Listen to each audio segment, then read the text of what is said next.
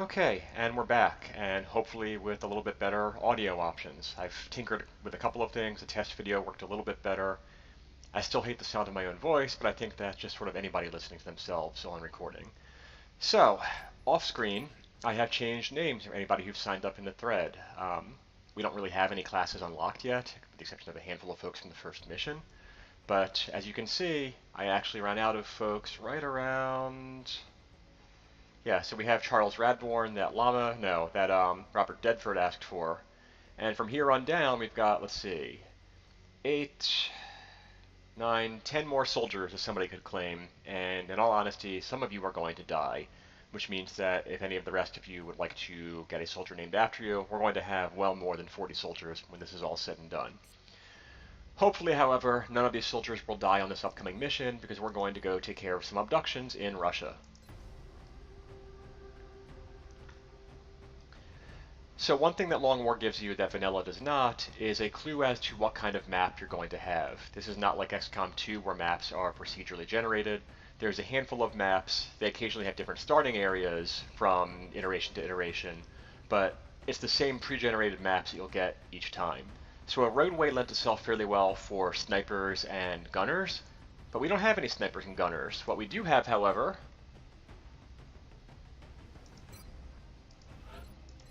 is an infantry unit who can shoot multiple times per turn. So that's what we're going to do.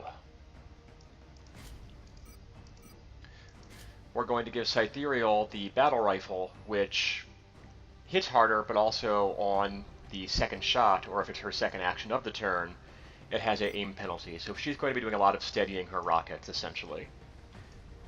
We'll also give her smoke. Everybody else who's going on this mission is going to be a rookie. You'll forgive me, but I don't really care that much about the health of rookies. I just want to see them either get meld, get flanks, etc. So they carry grenades. Their goal is to get close, drop a grenade, and if they survive, so be it.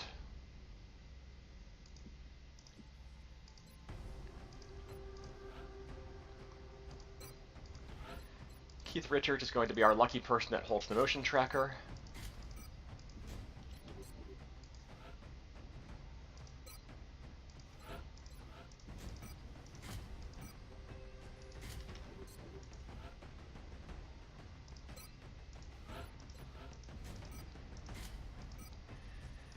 So everybody is going out on this mission, with the exception of Cythereal, armed with a tac vest, which boosts mobility, and a submachine gun, which also boosts mobility.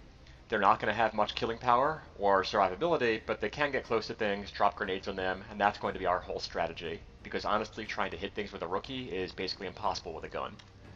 Last mission notwithstanding. So, let's take it away.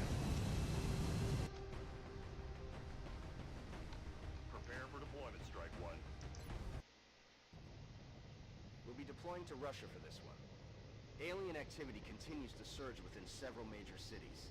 Our response is crucial to minimizing the spread of panic. So this is a bit of bad luck. It's impossible for this map to spawn with meld, so some of our mobility is going to go to waste here. It's also difficult to get flanking shots, although depending on which side of the map we spawn on, it could be a fairly easy mission for us.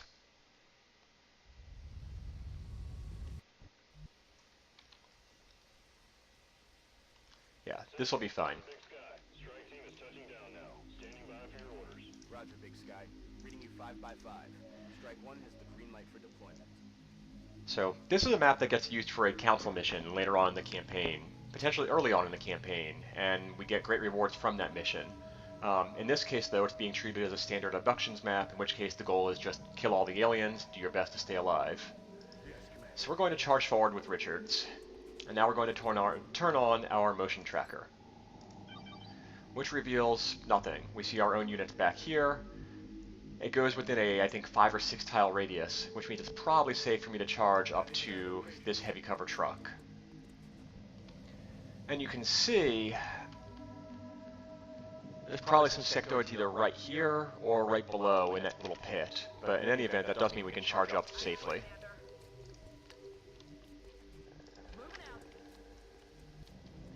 Time isn't really of the essence since there's no meld on this map that can expire, but I would just assume not have a LP video that takes forever.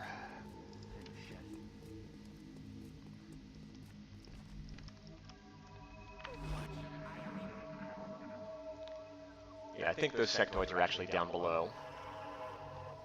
There's also drones on this mission, which will make this more complex than it needs to be. So let's see what we trigger by moving up to here. I'm sure my team would love to get their hands on that thing. So what we have here is a pod of 3 drones. Drones are the only enemy unit in the game that cannot overwatch, so you're perfectly able to run around them. But they do fly, and they also have damage reduction thanks to being mechanical, which means that they are an absolute nightmare for rookies, especially rookies with submachine guns to deal with. We'll rely on grenades as well as Cythereal getting some infantry-powered Overwatch shots off on them. So we're going to move Cythereal up. That's affirmative. I'm on the move. Basically, everybody's coming up. On the move. Cambrian's in heavy cover, so he's going to steady his weapon. Gavin's going to steady his. Cythereal is going to drop a smoke grenade on us, which will make it more difficult for the drones to hit us.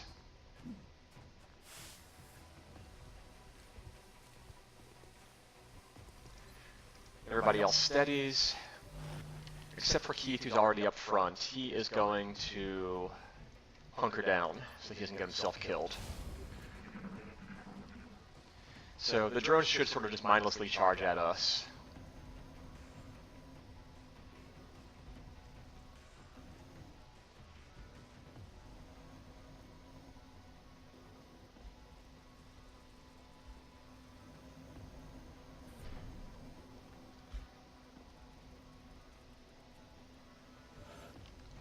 Alright, so the good news is this drone right here landed, and as a result, you see he doesn't have this shield icon. He's out of cover, and it's going to be much, much easier to hit. So we're going to just try and kill him with Cythereal.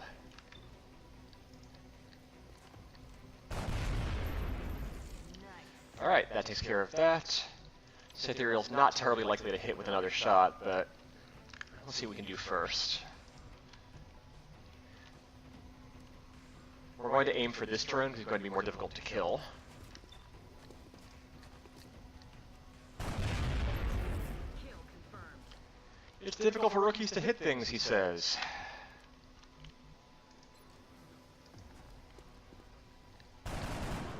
That's more like it. Damn it, missed the target.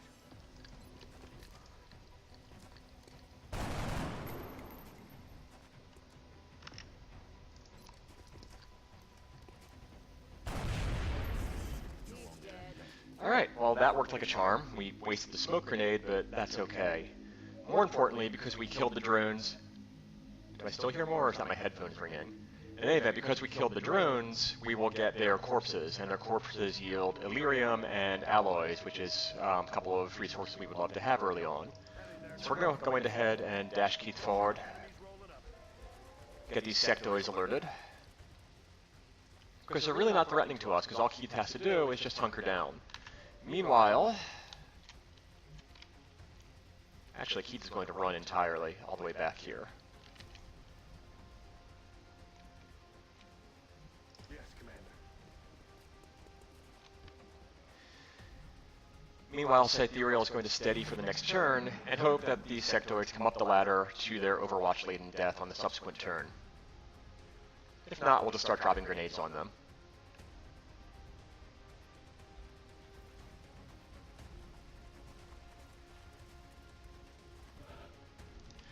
Alright, so let's open up on these sectoids.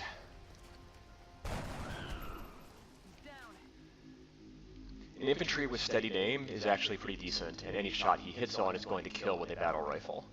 So, we will steady. And everybody else is going to go on Overwatch.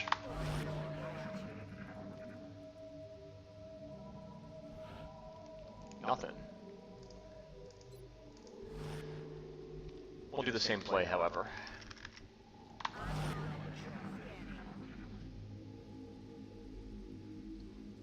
Shut up. Listen.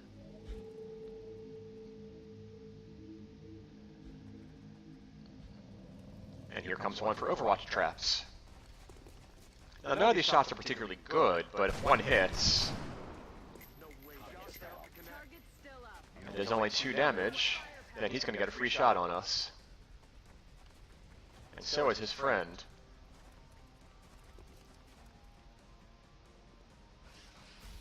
There's heavy fire in the zone. Alright, that turned out just fine. Now, our SMG friends are out of ammunition, which means we're going to have to rely on Cythereal to do some damage for us. X-ray neutralized. And if it's at all possible, I sure would like to not have to use a grenade and collect an extra corpse. So we're going to do something moderately foolish here and charge up with Keith. Right here. Yeah, and it's perfectly safe up here, thankfully, which means we can take... Really? Just 98%? He's at point-blank range. Alright, we're going to take a 98% shot with this pistol. If it kills him, great. If not, he eats a grenade. Alright, so now Keith has a kill. We will reload with our other units. Back online. Rat-tat-bang, ready to rock. And that should mean there's just 1 pod left on the map. The question is, where is that pod? If they're up here on this other hill, that's going to be a problem. If they're back here someplace, much easier to deal with.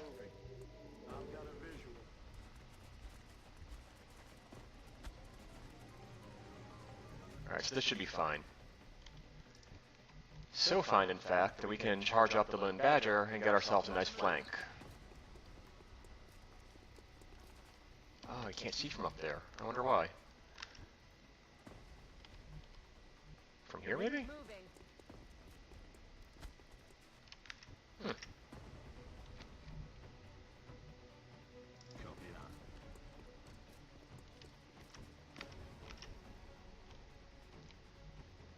Target confirmed. On our way.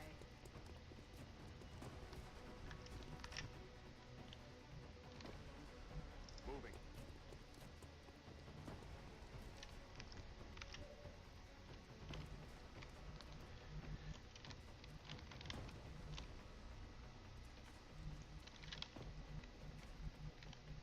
So we really don't want Keith getting shot at here, because there's too many things that can see him. He's going to actually dash backwards.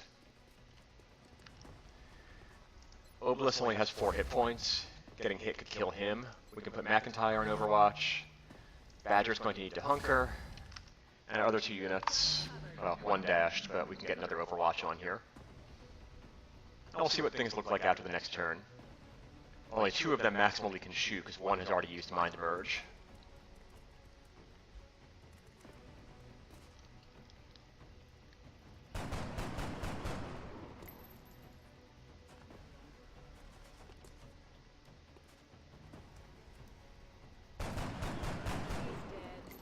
I promise Overwatch is not usually this effective. Alright, so we didn't see what happened with the other sectoid, although we can kind of look at his mind meld wave and ascertain that he lives somewhere behind this overturned car. We might be able to pinpoint him a little bit better with Keith, though. So if this is the mind meld then the mind meld E is here? He's roughly in front of this guy.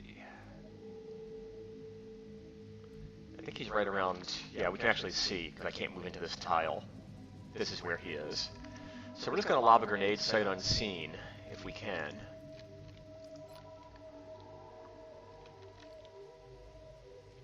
We can't quite reach.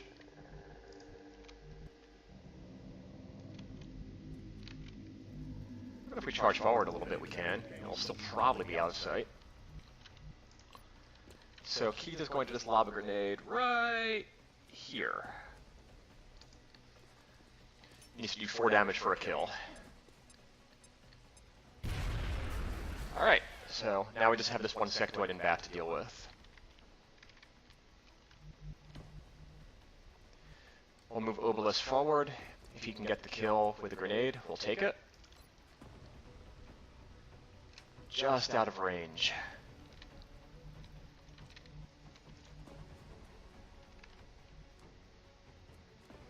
I think the Lone Badger can do it, though. Also just out of range. Can anybody actually get down to the next level? No, they really can't. Alright, so Badger is going to...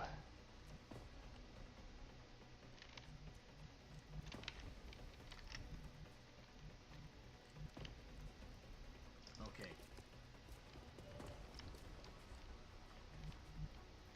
Heading out. I just prefer for people not to get shot, essentially.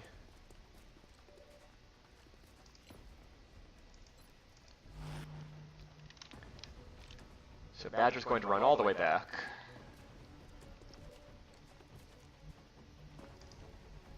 Obelisk will hunker.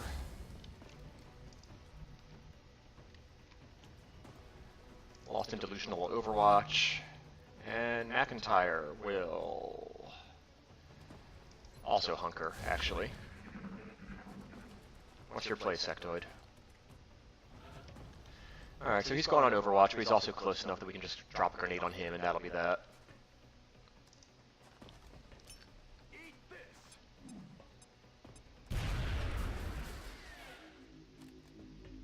Mission accomplished. So, there you have it, a perfect mission.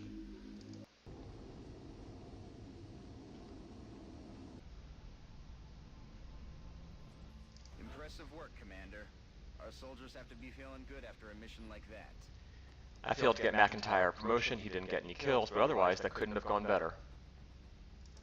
So the Lone Badger, with decent mobility, but also good aim, low hit points, is going to become our first sniper. Lost and Delusional, with rubbish aim, high hit points, good mobility, becomes an assault. Keith Richards, good mobility, decent hit points, another engineer. And Cambrian, gosh, you are average in all things, but you have high defense. So we're going to make you an infantry.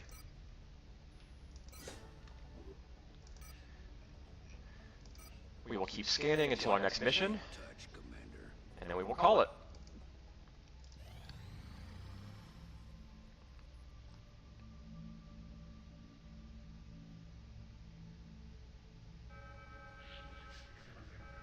Commander, we're tracking several reported abductions via the hologlobe. I've got the coordinates locked in. So our next mission will be a moderate abduction, which will have maybe 2, 3 more aliens than the kind of abduction we just did in Brazil. But that'll be next time.